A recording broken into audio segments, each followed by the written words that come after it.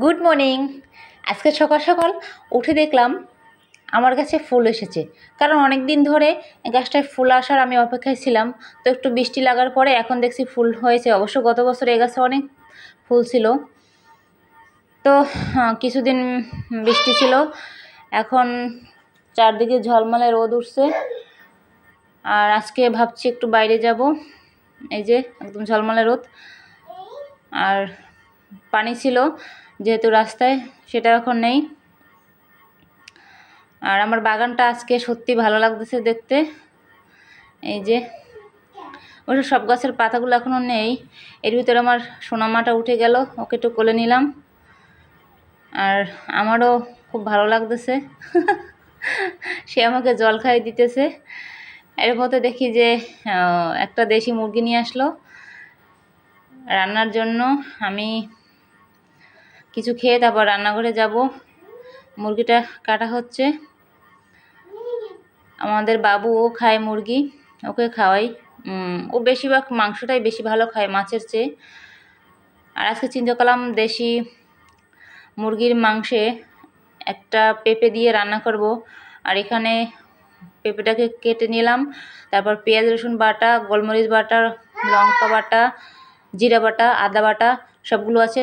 কড়াইতে তেলটা গরম হয়ে গেল। এখন আমি তেজপাতা লবঙ্গ দিয়ে সব মশলাগুলো দিয়ে একটু ভালো করে নেড়ে নিচ্ছি।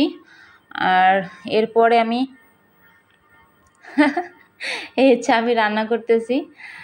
আর আমার আজকে রান্না করতে খুব ভালো লাগতেছে। হলুদ মরিচ মশলাগুলো সবগুলো দিয়ে তারপর আবার একটু ভালো করে কষিয়ে নিচ্ছি।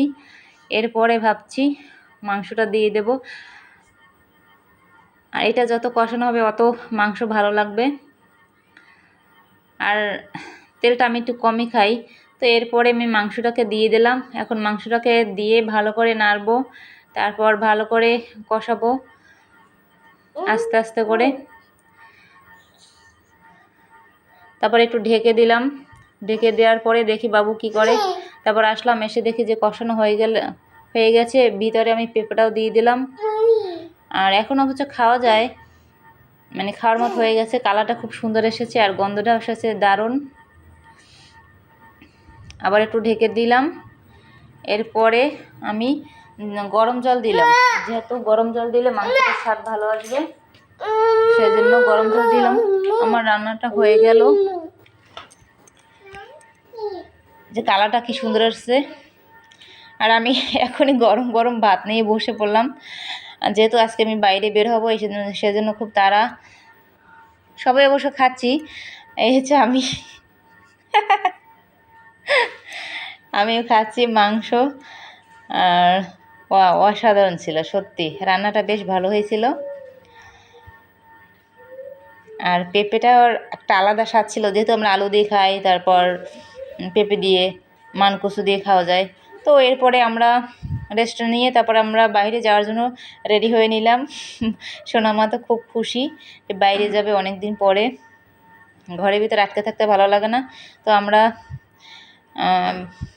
সিঁড়ি বেয়ে নামতেছি। বাইরে যাবো দেখে তার ভীষণ আনন্দ। আমরা রিক্সা উঠলাম আর আমরা শহরের ভিতরে চলে এলাম। এখানে একটু জ্যামে একটু দাঁড়িয়েছিলাম। এরপর ভাবছি কোথায় যাব। অবশ্য আজকে পূজার সামনে, যেহেতু পুজোর কেনাকাটার জন্যই আর কি এখানে আড়ঙে আসলাম। দেখি এখানে কি আসে। অবশ্যই এট ফার্স্ট আমি এখানে আসলাম, যেহেতু এটা নতুন এসেছে। এখানে এসে দেখি অনেকগুলো শাড়ি আছে। প্রথমে ঢোকার পরে শাড়িগুলো বেশ ভালোই ছিল। তারপর সবাই কেনাকাটা করতেছে, অনেক লোক আছে সামনে, যেহেতু পূজা, এই জন্য অনেক হিন্দু লোক দিদিদের দেখতেছিলাম। আর এখানে ঘর সাজানোর জন্য ওয়াও, সেই সুন্দর সুন্দর জিনিস আপনারা পেয়ে যাবেন খুবই কম দামে। যে জিনিসগুলো আমার খুব ভালো লাগছে। এখানে গাছ আছে, তারপরে এখানে অনেকগুলো অর্নামেন্ট আছে। আর এখানে ফুলদানি, তারপর বাচ্চাদের কিছু খেলনা জাতীয় কিছু জিনিস আছে। মানে যেদিকে তাকাই সেদিকের জিনিসগুলো আমার ভালো লাগে, মনে হয় যে আমি সবগুলোকেই বাসায় নিয়ে যাই। আর ইউনিক কিছু জিনিস এখানে আছে যেগুলো দেখলেই ভালো লাগতেছে আমার। সবই সুন্দর। যেটা দেখি সেটাই আমার ভালো লাগে। অবশ্য 3 ফ্লোর 1 ফ্লোর হবে শুরু করছি, এখন আরও 2টা বাকি আছে, সেখানে আমরা ঘুরবো। এখানে পিতলের কিছু জিনিসপত্র আছে, মাটির কিছু জিনিসপত্র আছে, মানে প্রত্যেকটা জিনিস এত সুন্দর মনে হয় যে আমি সবগুলোকে নিয়ে বাসায় নিয়ে যাই আর বাসাটাকে সুন্দর সুন্দর করে সাজিয়ে দিই। এই যে এত সুন্দর সুন্দর জিনিস এখানে পাওয়া যায়। আপনারা কেউ না আসলে এখানে অবশ্যই আসবেন আর দেখে যাবেন। অবশ্য ওখানে যাওয়ার পরে আমার মনটা এত ভালো ছিল, মানে সব কিছু ঘুরে দেখলাম, সত্যি অসাধারণ ছিল। এরপর ওখান থেকে আমরা অন্য একটা মার্কেটে চলে এলাম ওর জন্য কিছু কেনাকাটার জন্য। সেখানে দিয়ে ওর জন্য কিছু কিনলাম। আর এই লাইটটা আমার খুব ভালো লাগছে। সব কিছু দেখে আমার আজকে সত্যিই ভালো লাগতেছিল। তো এরপরে আমার বাদবাকি কেনাকাটা আরেকদিন করবো, আজকে সবটা সম্ভব না। তো কিছুক্ষণ দাঁড়িয়ে তারপর বাসায় চলে এলাম। সত্যি